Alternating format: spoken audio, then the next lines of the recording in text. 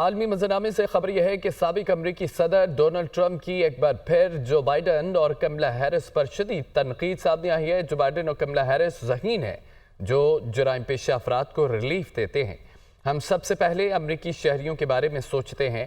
Donald Trump نے کہا ہے کہ ہم سرحدوں کو بند کریں گے، اپنے ملک کی حفاظت کریں گے، ہم امریکہ کو پھر سے دولت مند اور مضبوط بنائیں گے۔ ٹرمپ کا کولوراڈو میں خطاب تھا۔ انہوں نے کہا کہ جو بائیڈن اور کملا ہیرس ذہین ہے جو جرائم پیشہ افراد کو ریلیف دیتے ہیں۔ ہم سب سے پہلے امریکی شہریوں کے بارے میں سوچتے ہیں، ہم سرحدوں کو بند کریں گے، اپنے ملک کی حفاظت کریں گے۔ سابق امریکی صدر ڈونلڈ ٹرمپ کی ایک بار پھر جو بائیڈن اور کملا ہیرس پر شدید تنقید۔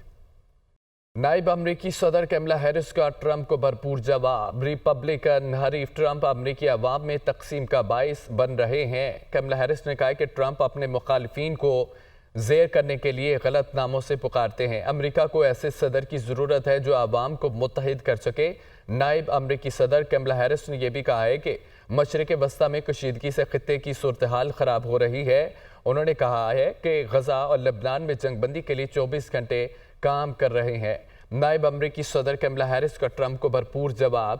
ریپبلکن حریف ٹرمپ امریکی عوام میں تقسیم کا باعث بن رہے ہیں۔ ٹرمپ اپنے مخالفین کو زیر کرنے کے لیے غلط ناموں سے پکارتے ہیں۔ امریکہ کو ایسے صدر کی ضرورت ہے جو عوام کو متحد کر سکے۔ نائب امریکی صدر کملا ہیرس کا غزہ اور لبنان میں جنگ بندی پر بھی زور۔ مشرق وسطی میں کشیدگی کے خطے کی صورتحال خراب ہو رہی ہے۔ کملا ہیرس نے کہا کہ غزہ اور لبنان میں جنگ بندی کے لیے 24 گھنٹے کام کر رہے ہیں۔ امریکی ریاست فلوریڈا میں طوفان سے ہلاکت ہونے والوں کی تعداد 16 ہو گئی ہے۔ طوفان ملٹن سے $50 ارب تک نقصان کا خدشہ ہے۔ امریکی صدر کی جانب سے یہ کہا گیا، طوفان سے فلوریڈا میں تباہی، 22 لاکھ افراد بجلی سے محروم ہو گئے ہیں۔ امریکی ریاست فلوریڈا میں طوفان سے ہلاک ہونے والوں کی تعداد 16 ہو گئی ہے۔ طوفان ملٹن سے $50 ارب تک نقصان کا خدشہ بھی ہے۔ طوفان سے فلوریڈا میں تباہی، 22 لاکھ افراد بجلی سے محروم ہو گئے۔ اسرائیل اور حزب اللہ کے درمیان کشیدگی پر تشویش اور مایوسی ہے۔ اقوام متحدہ برائے انسانی حقوق کا یہ کہنا ہے کہ نیتن یاہو کے تشدد پر اکسانے کے بیانات امن کے لیے مؤثر نہیں ہے۔ لبنانی عوام سے حزب اللہ کے خلاف کھڑے ہونے کی اپیل کی گئی ہے، تباہی کی اپیل ہے۔ شہریوں کو تشدد پر اکسانا عالمی قوانین کی خلاف ورزی اور جرم بھی ہے۔ اسرائیل اور حزب اللہ کے درمیان کشیدگی پر تشویش اور مایوسی ہے۔ اقوام متحدہ برائے انسانی حقوق کا کہنا ہے کہ نیتن یاہو کے تشدد پر اکسانے کے بیانات امن کے لیے مؤثر نہیں ہے۔ لبنانی عوام سے حزب اللہ کے خلاف اپیل کی گئی ہے، کھڑے ہونے کی اپیل کی گئی، تباہی کی اپیل ہے۔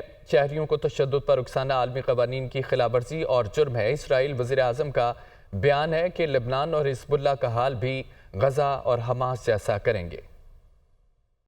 غزہ پر اسرائیلی حملوں کے خوفناک نتائج سامنے آنے لگے۔ 902 خاندانوں کا نام و نشان مٹ گیا ہے۔ حملوں کے نتیجے میں 1364 فلسطینی خاندان ایسے ہیں جن کا صرف ایک فرد زندہ بچا ہے۔ 3472 خاندانوں کے صرف 2 افراد زندہ بچے ہیں۔ ایک سال سے جاری جنگ میں غزہ کے 17,000 سے زائد بچے والدین میں سے کسی ایک یا دونوں کو کھو چکے ہیں۔ خبر یہ ہے کہ غزہ پر اسرائیلی حملوں کے خوفناک نتائج سامنے آنے لگے۔ 902 خاندانوں کا نام و نشان مٹ گیا۔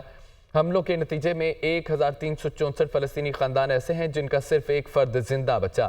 3472 خاندانوں کے صرف 2 فرد زندہ بچے۔ ایک سال سے جاری جنگ میں غزہ کے 17,000 سے زائد بچے والدین میں سے کسی ایک یا دونوں کو کھو چکے ہیں۔ چین کی اقوام متحدہ کے امن فوجی مرکز پر اسرائیلی حملے کی مذمت۔ لبنان میں امن کے لیے قائم فوجی چوکیوں کو اسرائیل کا نشانہ بنانا تشویشناک ہے۔